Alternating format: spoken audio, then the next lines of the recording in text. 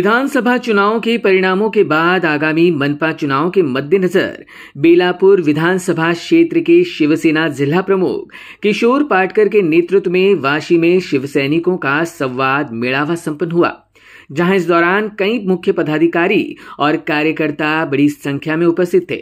इस दौरान न केवल मनपा चुनाव को लेकर अपनी रणनीति तय की गई, बल्कि विधानसभा चुनाव दौरान महायुति उम्मीदवार के खिलाफ काम करने वाले नेताओं और कार्यकर्ताओं को वापस लेने पर भी मंथन किया गया।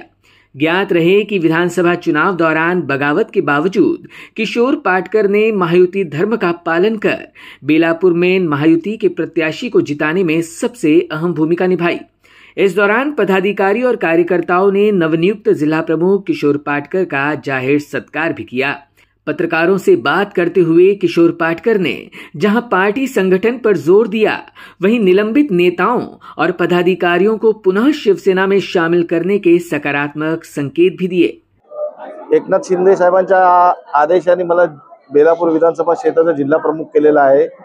तसेच आता जे विधानसभेचे इलेक्शन झालं त्याच्यामध्ये आमचे जी शिवसेनेचे सर्व कार्यकर्ते आणि पदाधिकारी होते ते खूप संभ्रमात होते आणि आज आमच्या पक्षात खूप म्हणजे वेगळं वातावरण होतं।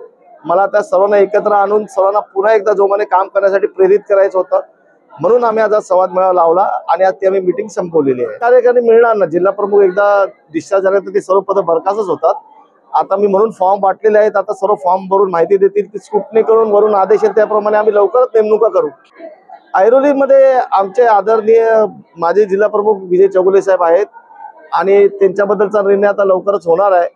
कारण मला असं वाटते आता हे जे ऐरोलीचं सिच्युएशन आणि आमच्या बेलापूरचं सिच्युएशन आहे हे युतीसाठी आता पोषक तर दिसत नाही आहे। तर त्या अनुषंगाने लवकरच वरिष्ठ पातळीवर मीटिंग होईल, मला हे फॉर्म भरून द्यायचे आहे, त्यांची मीटिंग होऊन ते चर्चा करून निर्णय घेतील। मी विनंती केली आहे साहेबांना, साहेब आता कारवाई मागे घ्या, कारण इलेक्शन संपलेलं आहे आणि कदाचित बीजेपी पण परत घेणार आहे सर्वांना, तर आम्ही तरी कशाला मागे राहायचं।